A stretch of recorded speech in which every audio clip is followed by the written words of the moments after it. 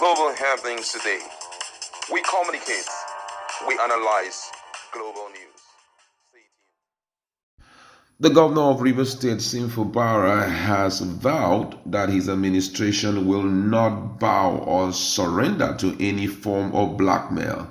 He disclosed this in his speech delivered during the 64th Nigerian Independence Day anniversary parade at the Government House Arcade in Port Harcourt.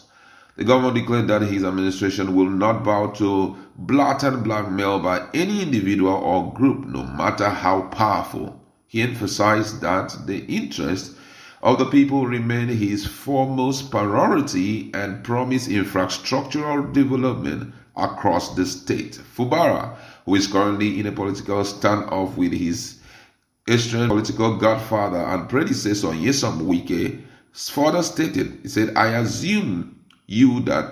assure you that we will never surrender to barefaced lies and blackmail from anyone, no matter how powerful they may be. We will remain focused and rededicated to the interests of the nation, our dear Rivers State, and the cause of our people. He further expresses gratitude to the people of Rivers State and his well-wishers across the country for your support and standing with us on the side of courage, truth, and justice since the inception of our government to power. Fubara, who lamented the economic struggles of the nation, called on Nigerians to support President Bola Ahmed Tinubu in his effort to turn the nation's situation around. In his word, he said the vision of our founding fathers at independence was to build a united and secure nation anchored on the values of brotherhood, democracy, justice, and equality for all people, tribe, and nation. Our leaders, past and present, have continued to do their best to keep the country together and advance the progress and well-being of the Nigerian citizens. We urge Nigerians not to despair, but to remain focused for a brighter future. He also expressed his willingness to collaborate with the federal government to deliver the dividends of democracy to the people of the state.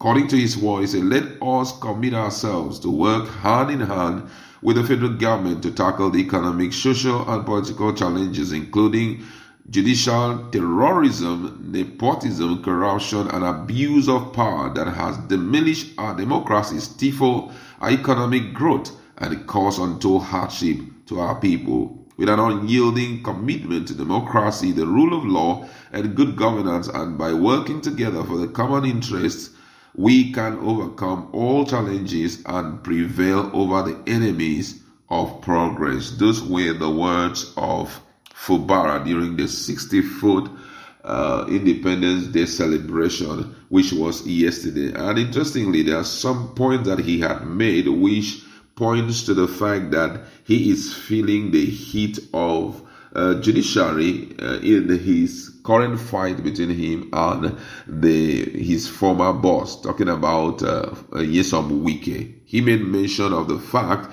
that the federal government should also focus his attention in fighting against political challenges, including judicial terrorism, nepotism, corruption, and abuse of power. And that had been the crux of the issue he's currently going through in the state right now. And if you look at the situation of things thus far in the country, especially in the area of judicial terrorism, it has climaxed to a level that we are yet to fully define where we are going to head to if it persists beyond this particular administration. For example, when it happened in Kano, it was a huge shock that even judicial members outside the country were giving orders, judgment, ex parte order from abroad. The state will give its own, the federal will give its own. That was how they were juggling it. State gives, federal gives, state gives, and all of them were, adverse. In other words, they're not there to affirm the position of this other court. It was a case of, I give my own, and then other person, the counterparty who is having the crisis, will run to the federal. And it was, just like that. This one will say no. The federal will say yes. This one will say yes. The federal will say no. And come on. it has kind of reduced the respect Nigerians had for the third arm of government. Fairly recently, when a very dark man during this, Buahaha between him and Bobrisky alongside with the EFCC came, he was summoned by the House of Representatives, and when he was given an opportunity to talk, the young man talked down on the judiciary, that they can no more depend on the judiciary, and it's quite a transparent thing. It's happening everywhere.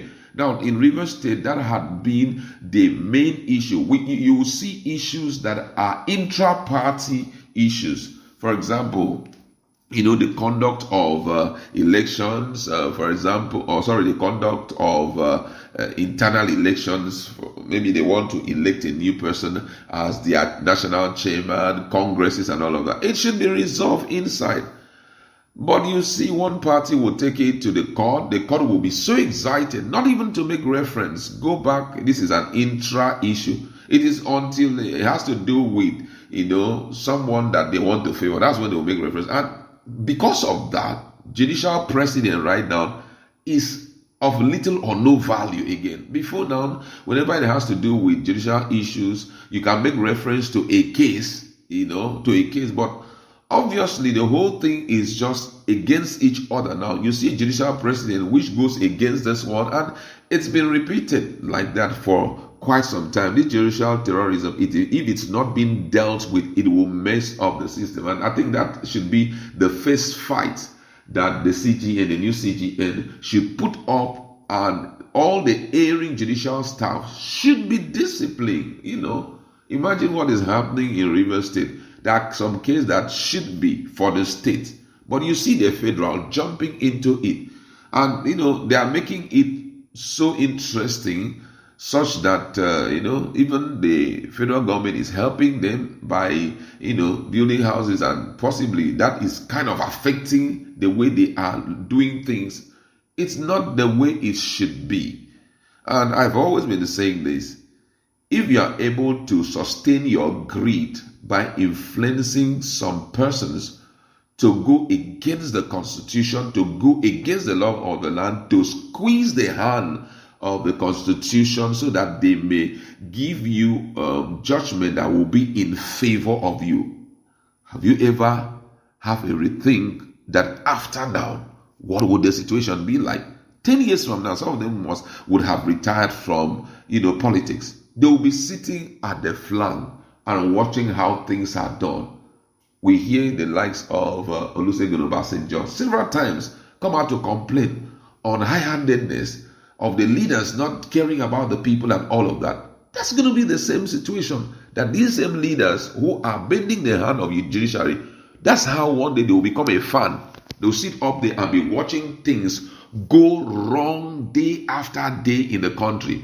And, the unfortunate part of it is, it may not get to you as a leader, but it may get to somebody very close to you. That is when you will sit back and see the reward of the negative train you started, which other people leverage on. Because the upcoming politicians, they are learning every day. Today, the issue of court order is being disobeyed almost on a daily basis. And that's why I think that this judicial terrorism must be dealt with. Issue of, court order has been given, and nobody honors it. Before now, the police will be the one to ensure that court orders have been honored. But a situation whereby the state will give their own, federal will give their own. Before you respond to that of the state, federal has given their own. You try to respond to that of federal, another court has given their own.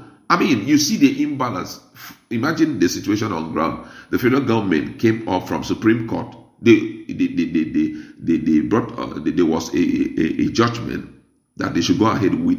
Before 90 days, the local government election should hold, and when it holds, the elected chairman should be positioned so that LG autonomy can kickstart. Some other people have done it, no problem. Another state, Rivers State, did their own. They said they are going to do their own on the 5th of October. All of a sudden, Federal High Court, who had seen that Supreme Court judgment, is now coming up and saying you're supposed to give 90 days notice to all the local government, to all the political party. You're supposed to do this while there is a standing order, or there's a standing judgment by Supreme Court that between now, from the time of the judgment for the next 90 days, ensure that local government election holds. Come on, where are we heading? It's quite disturbing, I must say. Judicial terrorism, I think, is a good one there. I just hope that the federal government will do something about it. If not, the future, we can't really predict with judiciary.